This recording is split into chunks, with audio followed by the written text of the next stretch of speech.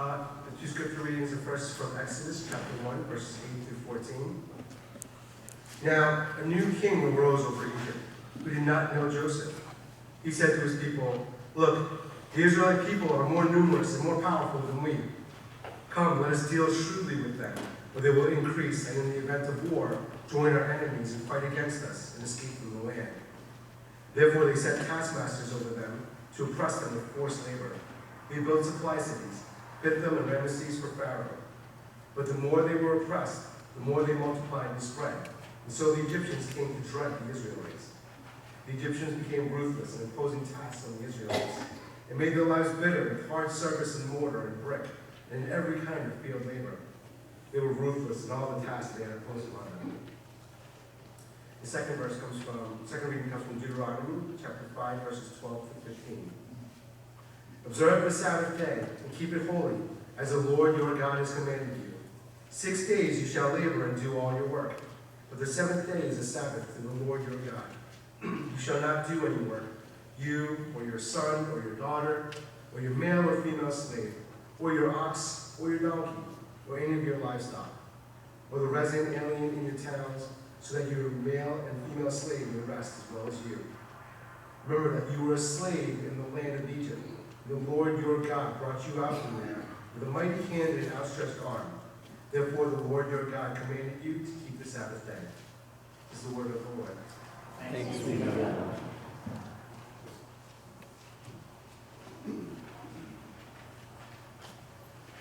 So last week we began this series that we're in now, this series on Sabbath. And last week we looked at the Sabbath commandment, number 4 of the 10 commandments given to God's people as a part of God's covenant with them as they were on their way to the promised land out of Egypt. And we talked last week a little bit about where this Sabbath commandment was situated in the list of 10. It's right after not having any other gods before the Lord, or making or worshiping idols, or taking the Lord's name in vain. And then it comes right before honoring your parents, not murdering, not committing adultery, or stealing, or bearing false witness, or coveting. That this commandment about Sabbath acts as kind of a bridge between the commandments about who God is and our relationship with God, and then those commandments that are about our relationship with one another. So last week we looked at this commandment in Exodus chapter 20. But today, we're looking at the same commandment, but now as it is recounted and reiterated in the book of Deuteronomy. Deuteronomy is the 5th book of those first 5 books of the Bible, the 5th of what are sometimes called the 5 books of Moses, or sometimes just referred to as the Torah, the law, the way God's covenant people are called to live by. So Deuteronomy, the name actually just means second law. That's what Deuteronomy means, and it's called that because it is a recounting, a second telling of the covenant. Moses is in Deuteronomy. Moses is recounting the experiences of the people as they are finally, after being freed from bondage in Egypt and after wandering in the desert for 40 years, they are now finally in the cusp entering the promised land. Deuteronomy is the recounting of how they have gotten there, and a reminder to them of what it means to be the covenant people of God, of who their God is, and therefore who they are. And so part of that, as you might imagine, includes a recounting and a retelling of the 10 commandments, a reminder of the 10 commandments. In Deuteronomy, those 10 commandments, they are identical to when they're first given back in Exodus. They're identical, except for this 4th commandment about the Sabbath. And the biggest difference between the 2 Sabbath commandments is the reasoning behind the Sabbath. So what was the reasoning for the Sabbath in Exodus from last week? Who remembers? What was the reason that you celebrate and observe the Sabbath? Does anybody remember? God rested after creation. What is it? God rested after creation. Right, 6 days God created, and then on the seventh day, God rested. God rested. The seventh day of creation, right? It was a call, the Sabbath in Exodus, the Sabbath commandment is a call, goes all the way back. It's a call back all the way to creation itself. Remember the Sabbath day and keep it holy. 6 days you shall labor and do all your work, but the seventh. Well, in 6 days the Lord made heaven and earth, but rested the seventh day. Therefore, the Lord blessed the Sabbath day and consecrated it. What about here in Deuteronomy? What's the reason behind the Sabbath? Did anybody pick it up? What is it? Observe. Oh, Eric? Let's say, don't forget you were a slave. Right. Don't forget you were a slave and you have been freed. Right? Observe the Sabbath day and keep it holy. Remember, you were a slave in the land of Egypt, and the Lord your God brought you out of there with a mighty hand and an outstretched arm. Therefore, the Lord your God commanded you to keep the Sabbath day. Right? So in one instance, Sabbath looks back to creation itself, to the very way God created and ordered and all of that. And Sabbath is just a part of who we are as God's creatures, because it's reflective of who our Creator is. It looks back to this thing that's very universal, right? It encompasses everything. But now here in the second reiteration of the commandment, Sabbath looks back to God's deliverance of His people, of freeing them from bondage and slavery and captivity. It looks back to this thing that is very particular.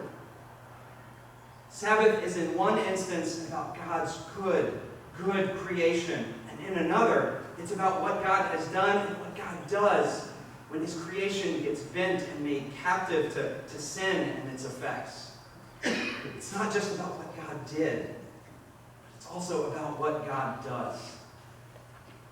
The people were in bondage to Pharaoh, who was ruthless in the work he demanded of them. We heard a little bit about that from the Exodus reading this morning, right, in chapter 1. And then a little later, if you read on, when Moses and Aaron first go before Pharaoh in Exodus chapter 5, and they say to him, "Thus says the Lord, the God of Israel, let my people go, so that they may celebrate a festival to me in the wilderness." Right? Let my people go, so they can have a time just to worship. And Pharaoh's response then is to increase the work he demands of them, to become an even more ruthless taskmaster, to give them more work to do. And then even as they get more work to do, to not give them all the supplies they need and had previously been getting, but still demand the same and even more output. When they complain, Pharaoh's response is this: "You are lazy, lazy. That is why you say, 'Let us go and sacrifice to the Lord.' Go now and work. For no straw shall be given you, but you shall still deliver the same number of bricks." Right, now let me just ask. Right, none of us here are in bondage to Egypt or to Pharaoh. I'm assuming, but let me just ask: have you ever felt the weight of more and more demands? The weight, not enough time to get everything done. The anxiety, the pressure, the fear of not enough. Maybe even a voice that says, "You know, if you let up even just a little bit, if you take time away and just do something seemingly unproductive, you're just being lazy, and you can't afford to do that." Does that strike a chord? Has anybody ever felt that? Have you? Theologian Walter Brueggemann, who's written, among other wonderful things, he's written a very profound and challenging little book called Sabbath as Resistance. And he calls this mindset, this attitude, he calls this Pharaoh's death system. This system that is fueled by anxiety and fear, that won't let up and won't let you let up one bit. And so Brueggemann, he points out the profound connection that the Sabbath commandment has with all the other commandments that come after it, about how they relate to how it relates to the others. That this Sabbath commandment, this commandment to rest, because you have been freed, this Sabbath commandment, it actually sets the stage for keeping all those other commandments about honoring your parents and not murdering or committing adultery or stealing or lying or coveting, because he very wisely notes that when you are enslaved or in bondage, whether it's to a person like Pharaoh or to a system and an expectation that keeps saying there is never enough, you can never do enough, and that if you stop for even a minute, you're not going to have enough, you live under that anxiety, fear, and burdens like that. Rather than living by God's invitation into his goodness and his rest, like we talked about last week, when you live by this anxiety of Pharaoh,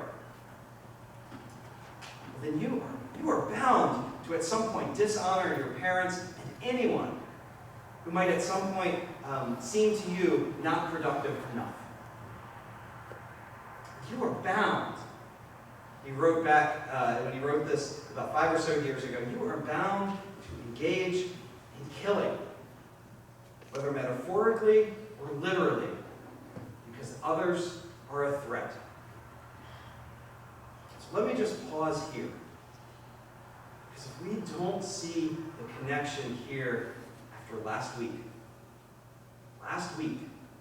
we had 2 tragic mass killings in our nation.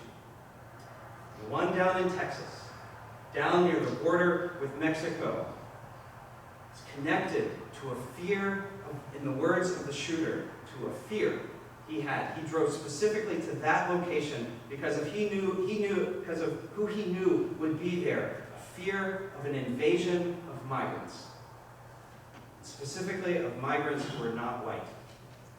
Language fueled by our current public discourse, language that does nothing to play on these fears and fuel racism, these fears of not enough. This is the language that was quoting our public discourse. Racism is always about fear. And it is always about trying to grab or maintain power at all costs because we are afraid there is not enough. And that has no place in the community and people of God. And we as the church need to call it out for what it is. We need to reject it whenever we see it. There are reasonable discussions, even debates, that we as Christians can and should have as a nation about good and helpful immigration policies and how to best be that land of opportunity for everyone that we like to say we are. We need to be very clear in our rejection of rhetoric and language, and even policies that have at their base and as their fuel language and attitudes of fear and therefore the demonizing of somebody else. Especially those of us who are white need to be very clear in our rejection of this, especially when it comes to our black and brown brothers and sisters and neighbors. Because when we don't, when we give into and submit ourselves, we sell ourselves back into Pharaoh's system of bondage. When we do that, we are bound in one way or another to engage in or be complicit in, whether metaphorically or literally, in killing, because others are now seen as a threat. And this, yes, it certainly shows up in different ways with different targets. Right now, one of the most prominent ways this is happening here in our society is around race and aimed at people of color. And so we need to be very clear that this type of fear, scapegoating, and racism has no place in anything claiming to be the body of Christ. There are all sorts of things that Christians can reasonably disagree on with regard to things around immigration practices and policies and all sorts of things like that. This is not one of them.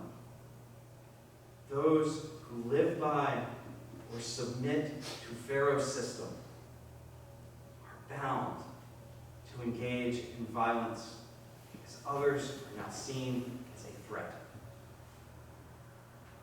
Bergman goes on. But the other commandments too. Those who live by Pharaoh's system, they are bound to reduce sexual interaction and relationships in general to exploitative commodity. And are bound to take from others if it's something they want. And are bound to engage in distortion and lies and massaging the truth to gain an advantage. And are bound to be committed to jealousy and all sorts of community-destroying ways and attitudes. And so here, in the middle, this Sabbath commandment comes along and just says, stop. Rest. Take a moment. Take a day. And just live like it is enough. Live like you have been set free from all of that. Because when you do that, you are defying that system and that way of living that threatens to hold you in bondage. And you will be able to then remember that God has freed you. God has released you. God has saved you from all of that. And God has freed you and released you. God has saved you for something so much more. It's something completely other than that. And get this. Both in Exodus and in Deuteronomy, the Sabbath commandment isn't just for you and even your children. It's also for your servants, your workers, even your animals, and the alien resident, the stranger, the immigrant, the outsider as well. But then Deuteronomy goes one step further, and adds this, so that they may rest as well as you. It's one thing to rest and remember God's freeing and releasing you because others are keeping things going for you. I have no doubt that Pharaoh had as much leisure time as he wanted. But it's quite another to invite everyone into that rest as well. For those who had just come out of that literal slavery and bondage in Egypt with a literal Pharaoh standing over and against them, who had been freed, saved, and released from that bondage by the Lord, I suspect that the stakes, as they saw the stakes, were that stark. What about us? None of us here are in literal bondage to Pharaoh. But we should keep in mind, keep in our hearts, the fact that by many accounts there are more people in slavery and bondage now than at any other time in human history. But for us, who are not literally in bondage, where do we find ourselves in this commandment? Where do we find ourselves? What does freedom look like? What does being in bondage look like? And we've touched on some of that. There are things we are in bondage to. We still get caught up in systems and attitudes and those sins that asks us, even threatens us to speak and live and act or not act out of fear and anxiety. And so maybe our bondage looks like giving in to the scapegoating of other people. For those of us that are white, of saying our black or brown neighbors or immigrants coming in are a threat to, quote, our way of life. Maybe it looks like us binding those who are seeking refuge and hope with an uncertain and burdensome system through our language and rhetoric and public discourse and policies. But then Sabbath comes along. Like so much in the covenant law comes along and it explicitly includes the stranger, the resident alien in your towns, right? Maybe it's the burden and the bondage of a way of life that is built on the exploitative treatment of others. Sabbath comes along and says, so that they may rest as well as you. Or maybe it's just the fear and anxiety that comes with believing and living like it's all up to us. It's all up to me.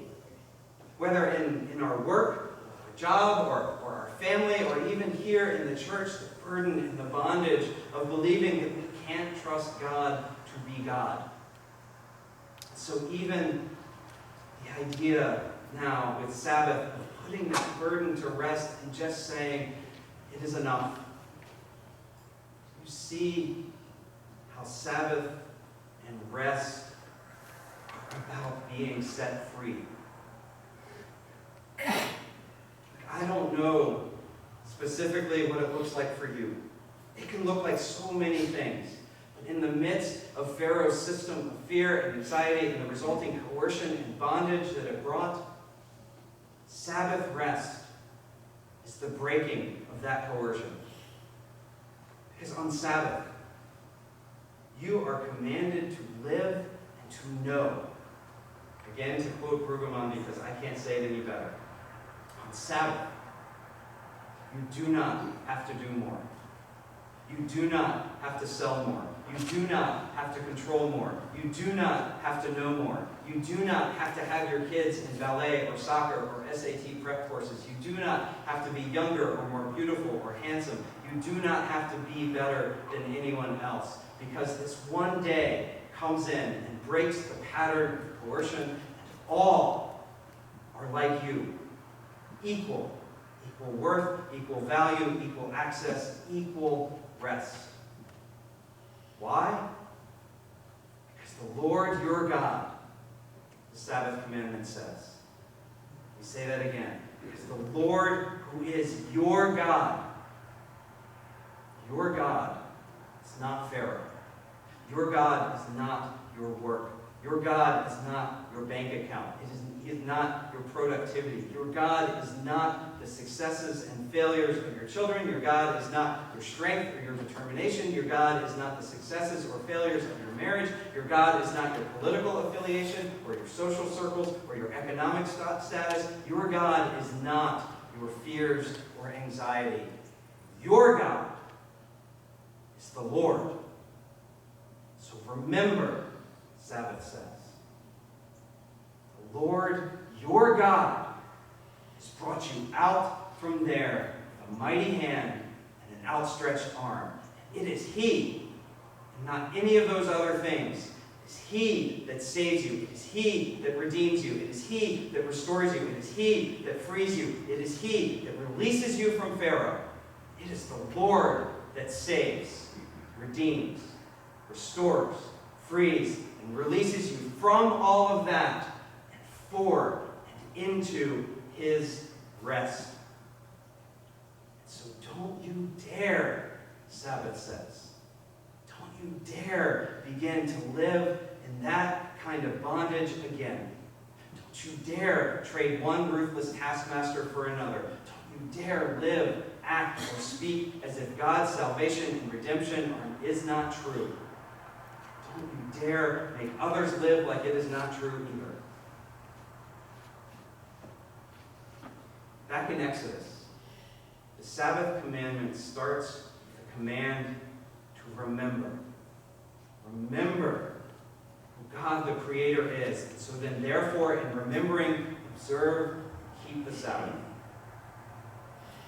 In Deuteronomy, the Sabbath commandment flips those. And it starts with a command to observe and keep the Sabbath so that you will remember the deliverance, freedom, release, salvation that God has brought about. And we need both perspectives, don't we? If we simply try to keep Sabbath without remembering who God is and who God has created us to be, Sabbath rest, it just becomes another way to measure ourselves against one another and try to earn God's favor. But if we don't live and move and act and work and play and speak as a people who have been freed and released from sin and bondage to all Pharaoh stood for, we might say that God has saved us, but we will not remember it in our lives. Sabbath is an invitation to live as, to be and become more and more the people God has called us to be, the people God has freed us to be. Where in your life do you need to be reminded God has freed you, that God has released you, that God has saved and redeemed you? Maybe spend some time asking God and thinking through what might be a new way to receive and observe this gift of Sabbath rest with your own weekly practices. Part of that, certainly for many of us, Sunday is Sabbath in some way or another, and appropriately so. Because if nothing else, this is the day we gather together because of Jesus. We're going to get more into the connection between Jesus and Sabbath in the coming weeks. Don't worry about that. We're gonna plow on into all that. But this is the day we gather together to worship God as Creator, and who in Jesus Christ has delivered and freed us, has redeemed and saved us from the bondage of sin. That's why Sunday and not Saturday. It's the Lord's Day. It's the first day of the week. The day Jesus rose. The day that Christ delivered and freed and redeemed and saved us from sin. That was certainly done with a mighty hand. And indeed, friends, that was done with an outstretched arm. Come to me, Jesus says. Come to me, all you that are weary and are carrying heavy burdens. I will give you rest. May it be so.